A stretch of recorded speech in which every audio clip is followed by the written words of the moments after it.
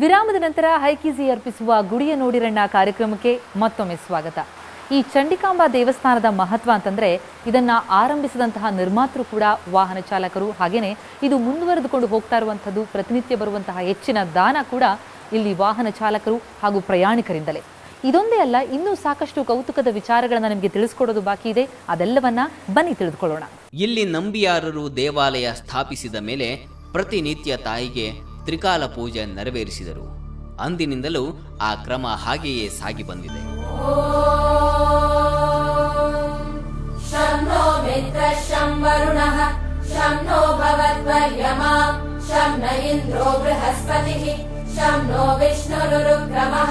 ನಮೋ ಬ್ರಹ್ಮಣೇ ನಮಸ್ತೆ ವಾಯೋ ತ್ವಮೇವ ಪ್ರತ್ಯಕ್ಷಂ ಬ್ರಹ್ಮಾಸಿ ತ್ವಮೇವ ಪ್ರತ್ಯಕ್ಷಂ ಬ್ರಹ್ಮಾವಾದಿಶಂ ಋತಮವಾದಿಶಂ ಸತ್ಯಮವಾದಿಶಂ ತನ್ಮಾಮಾಮಿ ತದ್ಭಕ್ತಾರಮಾಮಿ ಆಮೀನ್.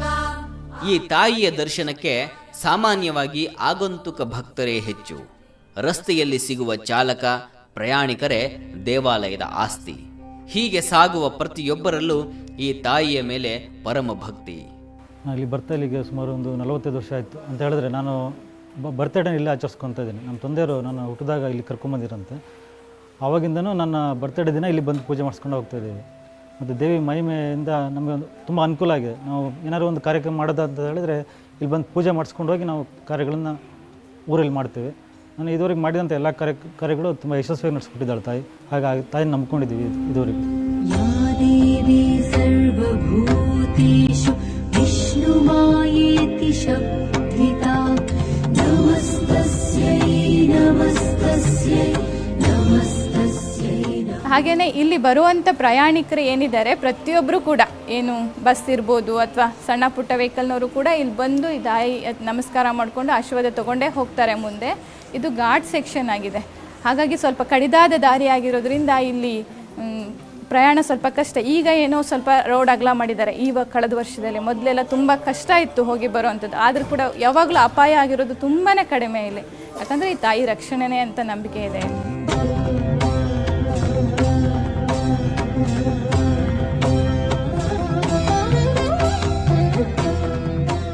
ಇದು ಭಕ್ತನ ಉದ್ದೇಶ. ಸಾಗುವ ಭಕ್ತರಷ್ಟೇ ಅಲ್ಲ, ತಾಯಿಗೆ ಬ್ರಹ್ಮಾಂಡವನ್ನೇ ನಡೆಸುವಂತಹ ಹೊಣೆ ಇದೆ. ಏನೇ ಇರಲಿ, ಬಂದು ಬೇಡಿದವರ ಮನೋಭೀಷ್ಟಗಳನ್ನು ನೆರವೇರಿಸುತ್ತಿದ್ದಾಳೆ ಈ ತಾಯಿ.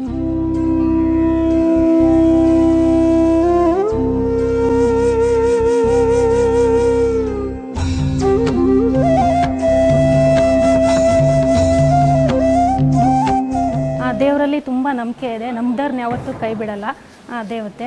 ಆಮೇಲೆ ಆರೋಗ್ಯದಲ್ಲಿ ಏನಾದ್ರು ಸಮಸ್ಯೆ ಆದಾಗ ದೇವ್ರಿಗೆ ಹೇಳ್ಕೊತೀವಿ, ತುಂಬ ಚೆನ್ನಾಗಿ ಕಡಿಮೆ ಆಗುತ್ತೆ. ಆಮೇಲೆ ವಿದ್ಯೆಯಲ್ಲಿ ಸ್ಕೂಲಿಗೆ ಸೇರ್ಸಾಗೆಲ್ಲ ಹೇಳ್ಕೊತೀವಿ, ಚೆನ್ನಾಗಿ ವಿದ್ಯೆ ಎಲ್ಲ ಹತ್ತುತ್ತೆ, ಮಕ್ಕಳೆಲ್ಲ ಚೆನ್ನಾಗಿ ಆಗ್ತಾರೆ.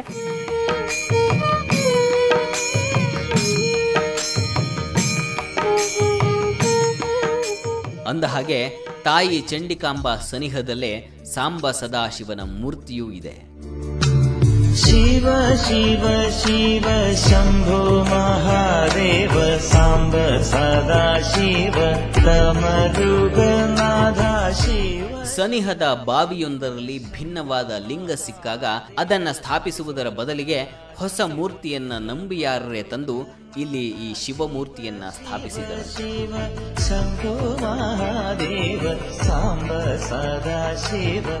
ಶಿವನ ಜೊತೆಗೆ ದತ್ತಾತ್ರೇಯ, ವಿಷ್ಣು ಹೀಗೆ ಹಲವು ಪ್ರತಿಮೆಗಳನ್ನ ಸ್ಥಾಪಿಸಿ ಎಲ್ಲ ಮೂರ್ತಿಗಳಿಗೂ ಪೂಜಾ ವಿಧಿಗಳನ್ನ ನೆರವೇರಿಸುತ್ತಿದ್ದಾರೆ. ಚಂಡಿಕಾಂಬಾ ದೇವಿಗೆ ಪ್ರತಿನಿತ್ಯವೂ ಬರುವಂತಹ ಭಕ್ತಾದಿಗಳಲ್ಲಿ ಹೆಚ್ಚಿನವರು ವಾಹನ ಚಾಲಕರೇ. ಬನ್ನಿ ಅವರ ಭಕ್ತಿಯ ಬಗ್ಗೆ ಅವರಿಂದನೇ ಕೇಳೋಣ. ಸರ್, ತಾವು ಎಲ್ಲಿಂದ ಬರ್ತಾ ಇರೋಂಥದ್ದು? ನಾವು ಈಗ ಶಿವಮೊಗ್ಗದಿಂದ ಬರ್ತಾ ಇರೋದು. ಪ್ರತಿನಿತ್ಯವೂ ಇಲ್ಲಿ ಸಾಗುವಾಗ ನೀವು ಚಂಡಿಕಾಂಬಾ ದೇವಿಗೆ ನಮಿಸಿ ಹೋಗುವಂಥದ್ದು ಏನು ಮಹತ್ವ? ಇದು ದೇವರು ಇರೋದ್ರಿಂದನೇ ಇಲ್ಲಿ ಘಾಟಿಯಲ್ಲಿ ಯಾವ ಬಸ್ಸು ಆಗಲಿ ಅನಾಹುತ ಆಗೋದಿಲ್ಲ. ಪ್ರತಿಯೊಂದು ಮನುಷ್ಯರಿಗೂ ವೆಹಿಕಲ್ಗೂ ಅನಾಹುತ ಆಗೋದಿಲ್ಲ. ತಮಗೇನು ನಂಬಿಕೆ ಇದೆ ಸರ್? ನಮಗೆ ಇದು ಪೂರ್ತಿ ನಮ್ಮ ಕಂಪ್ಲೀಟ್ ಮನೆದೇವರು ಇದ್ದಂಗೆ. ಮತ್ತು ನಮ್ಮ ವೆಹಿಕಲ್ಲಿ ನಾವಿಲ್ಲಿ ಕೈ ಮುಗಿದು ಹೊಂಟು ಬಿಟ್ಟರೆ ಪ್ಯಾಸೆಂಜರಿಗಾಗಲಿ ವೆಹಿಕಲಿಗಾಗಲಿ ಯಾವುದೇ ಥರ ತೊಂದರೆ ಆಗೋದಿಲ್ಲ.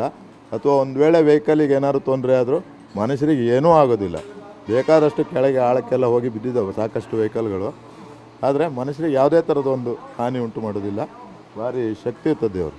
ಚಂಡಿಕಾಂಬ ಇದು ದೇವಿ ರಕ್ಷಕ್ಕೆ ಮಾತ್ರ, ಇಲ್ಲಿ ಘಾಟ್ ಸೆಕ್ಷನ್ ಹತ್ತಿರ ಇಳಿಯರಿಗೆ ಮಾತ್ರ ಭಾಳ ಫೇಮಸ್ ದೇವಸ್ಥಾನ ಇದು.